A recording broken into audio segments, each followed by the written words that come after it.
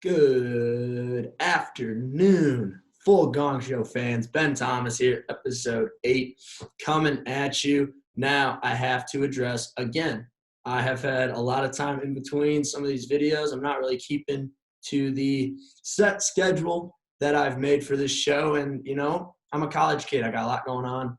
I have this week, will not have a Wednesday show and will not have a Sunday show this week. I am super busy. I'm actually in a singing and dancing competition for my fraternity. And this is the week that we have to really grind it out and everything like that. I've also had a bunch of job interviews, job applications, trying to get my life started as I graduate in a month here. So I apologize. And as soon as this week is done, next Wednesday, not this upcoming Wednesday, but next Wednesday, we will be back to normal. I will be pumping these out, and we will have a lot of fun. So enough about me. Let's get right into the hockey talk. All right, let's do it. So we're going to go all the way back to March 27th, last Sunday. We're going to run through the games, and then it's going to be probably another one of those shorter ones. I'm going to run through the games throughout the week, talk about a couple of them, and then I'm going to talk about the standings because we're about a week or two away. We got this week and next week, and the season is over, and then it's playoff hockey time. So we just got to get through it, and then we'll chat some standings, and I will give my predictions on how I think things are going to pan out here. So starting with Sunday, March 27th, you had Tampa Bay taking down the Islanders 4-1. Buffalo losing to the Rangers 5-4 in overtime. Pittsburgh demolishing Detroit. Remember the last few episodes, I've been talking about Detroit, and they just cannot get anything going. Well, guess what? They lost 11-2. 11. So Pittsburgh just absolutely blew them out of the water. Nashville took down Philly 5-4. Minnesota defeated Colorado 3-2 in overtime. Winnipeg took down Arizona 2-1 in overtime. Toronto defeated Florida 5-2. Toronto has been on fire lately, especially with Austin Matthews just clipping the 50-goal mark as well. So he's having an insane season.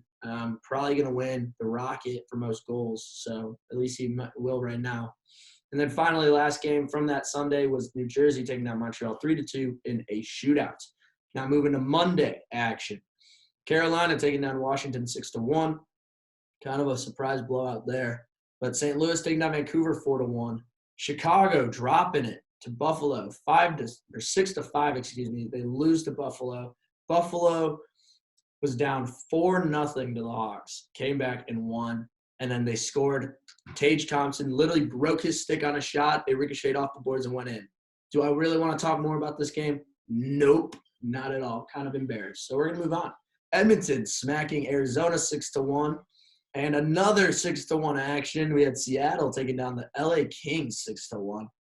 So Monday, the 28th, had 4 of the 5 games getting 6 goals by the winning team, and 3 of them by 6-1 fashions. The high-scoring action did not stop into Tuesday. Toronto took down Boston 6-4. Their kryptonite has been the Bruins, and they finally beat them. But is the same going to be happening in the playoffs? We'll talk about that. Tampa Bay taking down Carolina 4-3 in overtime. That was a great game as well. Florida taking down Montreal 7-4. The Rangers defeating Pittsburgh 3-2. Islanders taking down the Blue Jackets 4-3. Nashville defeating Ottawa 4-1. Minnesota defeating Philly 4-1. Colorado taking down Calgary 2-1. Potential playoff matchup right there. And Dallas taking down Anaheim 3-2. And moving on to Wednesday. Winnipeg 3-2 over Buffalo in a shootout. The Rangers 5-4 over Detroit in overtime. Andrew Kopp, the traded on acquisition, lighting it up again. Edmonton taking down the LA Kings 4-3 in a shootout. St. Louis defeating Vancouver 4-3 as well. Arizona taking down San Jose Sharks 5-2. The Vejmelka, this goalie for Arizona, they might have found their goalie of the future. This guy has been lights out. Faces the Hawks tonight, but he has been lights out for sure. And then Vegas jumping on top of Seattle, winning 3-0. Going to Thursday, the last day of March, we had Boston taking down New Jersey 8-1. McLaughlin, this rookie, I don't know his first name. He did score. He's a hometown kid from Boston. His entire family's there, and he scored, so congrats to you. That's one of the coolest things in the world. I would not know, but I can anticipate it's probably one of the coolest things ever. Toronto taking down Winnipeg 7-3. Austin Matthews continuing to put the puck in the net like crazy. Florida 4-0 over the Hawks. Hawks actually played a pretty solid game, but Florida is just that good. Nothing you can do about it. Islanders taking down Columbus 5-2. Carolina taking down Montreal 4-0. Pittsburgh defeating Minnesota 4-3 in overtime. Colorado taking down the Sharks 4-2. And then the Kings defeating Calgary 3-2 in a shootout. And then Dallas defeating Anaheim 3-2, but this time in overtime. So, moving to Friday, happy April Fools as well. Happy April Fools that Friday. But there was no fool in these teams, that's for sure. Haha, bad joke, I know. But Buffalo taking down Nashville 4-3. Buffalo's been looking good. I think they found a foundation that they can build around. And it starts with Tage Thompson, Alex Tuck, Peyton Krebs, Dylan Cousins, Darlene, and then you throw in Owen Powers in there. They've found some pieces, man. They might finally have found something. Tampa Bay taking down Chicago 5-2. Again, just like Florida, team is just better than the Hawks. And they're just going to beat them. Ross Colton almost had a hat trick in that game. Brandon Hagel scored against his former team. So Tampa Bay looking good heading to the playoffs now. The Islanders taking down their rivals, the Rangers, 3-0, shutting them out. Ottawa taking down Detroit 5-2. Edmonton continuing their stretch of good play, defeating St. Louis 6-5 in an overtime. Vegas beating Seattle once again, this time 5-2. Jack Eichel had himself a night. And then Anaheim taking down Arizona 5-0 in that game. Moving to Saturday, yesterday, we had Florida defeating New Jersey 7-6 in overtime, a 13-goal game. You don't see that too often. Colorado defeating Pittsburgh 3-2. The Kings defeating Winnipeg 3-2. Boston taking down Columbus 5-2. Montreal defeating Tampa Bay, who was on a hot stretch, 5-4 in overtime. Cole Caulfield played lights out after just winning Rookie of the Month for March. Toronto taking down Philly 6-3. Minnesota defeating Carolina 3-1. St. Louis taking down Calgary 6-4. And Dallas beating San Jose 5-4. Now that's all that action. Those are all the games from this week. So let's move on to the standings and my predictions of that. All right, so let's jump right into the standings here. We'll start with the Eastern Conference, all right? It's a very, very tight race in the Eastern Conference. This Eastern Conference is going to be very scary. I think this could be one of the tougher paths to get through. If you're a Western Conference team, you should be scared if you make the Cup final. But if you're an Eastern Conference team, you are going to have a battle in these playoffs. Oh, my gosh. So as it stands right now, out of the Metropolitan, you have Carolina, New York, Pittsburgh. Out of the Atlantic, you have Florida, who has clinched a playoff spot officially, Toronto, and Tampa. Now in the wild card, you have Boston at 91 points. You have Washington at 84. And then you have the Islanders in third at 71. Now, everybody is kind of hovering around that 67, 68, 69 game mark. There's 82 games in a season. I think this year, I forgot if this year they're doing 72. I don't think so. But it's 82 games in a season. So there's still about 10 games left. And a lot can happen in those 10 games, obviously. But nevertheless, I think it could be pretty interesting. So Washington probably not catching up to Pittsburgh, the Rangers, and Carolina. But in terms of the other division in the Atlantic, you have Boston at 91. They're just kind of on their own as well. So it's the top four teams in the East are, for the most part, set. So how the matchup would be right now would be Carolina facing Boston, because Boston has the higher points in the wild card. I definitely like Carolina on that one. But the Boston got better, but Carolina is a very deep team. Washington is the lower wild card seed, so they would have to face the Florida Panthers, who have the most points. Florida's got that. Now, the 2-3 matchups right now would be interesting. Rangers and Pittsburgh, to me, pretty much a toss-up. Toronto, Tampa Bay, for me, basically a toss-up. So I'm not going to go super in-depth because once the playoffs start, obviously I'm going to have an episode where, I talk about every single week. We'll break everything down and go in-depth on it. But for now, no, we're not going to do that. We're not going to do that.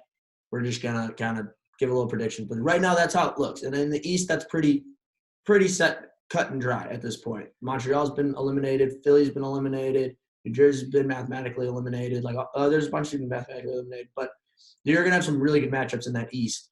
It is not going to be an easy time getting out of there. Not at all. Like, it is going to be impossible. Like, if I had to sit there right now and say who do I think is going to go through, like, I could see maybe except for Florida, Washington, I could see every other series pushing 7 games, at least 6 pushing 7 games. That's exciting hockey. If you're a hockey fan, you love that. So I would get ready for that. Now, heading over to the West, though, touch on the West a little bit. As it stands in the Central right now, Colorado, 104 points. The next 2 teams are at 89 and 86. Nobody's catching Colorado. So Colorado's got it. Pacific, Calgary, LA, Edmonton, 89, 86, 83. So there's a little competing for that number 1 spot and that number 2 and 3 range as well. And then behind that, though, it gets a little tight. It gets a little tight for sure. In the Central, you have Nashville at 82. You have Dallas at 81. You have Winnipeg at 76. And then in the Pacific, you have Vegas at 80. Vancouver at 73. So as it stands right now, 2 teams that are making it in are Nashville and Dallas at 82 and 81. But you have Vegas at 80. You have Winnipeg at 76. Do I think Winnipeg's going to catch? No. But Vegas, Dallas, and Nashville, they're competing. And you also then have to remember excuse me, I had to sneeze. You also then have to remember, if Vegas starts piling up points, they're only 3 points behind for the 3rd place spot in the Pacific. So Edmonton would drop. But if they're sitting at 83 points, they drop in, Dallas drops out. So lots of movement can happen here in the West. My final prediction, I think it'll end Colorado, Minnesota, St. Louis in the Central. I think it'll be Calgary. I think Edmonton finds a spot, and I think Vegas finds a spot with the experience. I think LA sneaks in and Nashville sneaks in. I think Dallas gets caught on the outside. Not a bad thing for Dallas. I wouldn't be surprised if they proved me wrong, but that's how I kind of see things shaping out. I think the Kings have had a great year this year, but I think they're going to kind of tail off here late with the pressure, and then you'll have experienced teams like Vegas, like Edmonton, kind of work their way up. So if we did that, hypothetically, the matchup would then be Colorado versus Nashville. I like Colorado in that, but that's going to be one heck of a series. That's not going to be easy for Colorado. They got Minnesota, St. Louis. I like the Wild personally because I think the Hawks need to get their first-round picks, so they have to make it to the Western Conference Finals. But over St. Louis, I think Minnesota right now, better goaltending. They're just a deeper team than St. Louis. St. Louis has got great pieces, great season, but I think they're just a deeper team than St. Louis. And then it would be Calgary facing off against the Kings. I like Calgary in this one. I think Calgary has a much better team than the LA Kings. The LA Kings are young, inexperienced. They're good, but Calgary's got a squad. They have a full squad. And then the 2-3 matchup would be Edmonton and Vegas, and I love that matchup. I think that matchup will go 2-7 games. And give me the Vegas Golden Knights. They're going to get healthy. They're going to get Pacioretty back. They're going to get all these guys back with Eichel and everything like that. They're going to be scary. And Connor McDavid and Leon Draisaitl can only do so much for Edmonton. And other than that, they really have nothing else. Edmonton has nothing else, and it's going to be the same issue like it is every single time they hit the playoffs, because every single time Edmonton hits the playoffs, McDavid, you shut down McDavid and Draisaitl, you shut down the Oilers. So that's how it's going to be. But like I said, we'll dive more into all the playoff stuff later on. Once things are fully set, we'll have a full playoff show and everything like that. So that's it for this episode today. Like I said, another not long one. I'm sorry about that, but my schedule is jam-packed. Again, no show this Wednesday, no show next Sunday. But next Wednesday, so not this upcoming Wednesday, but next Wednesday, I think that's probably like the 13th, 14th or something like that, we will be back, and we will be having longer episodes. Everything will be back to normal, all right? So thank you for bearing with me. Thank you for tuning in and everything like that. You know, I always appreciate it. Love you guys. So that is that. I will talk to you all, not this Wednesday, but next Wednesday. All right. Have a good rest of your week. Enjoy your week. Have a great weekend. And I'll talk to you all in about a week and a half. Peace.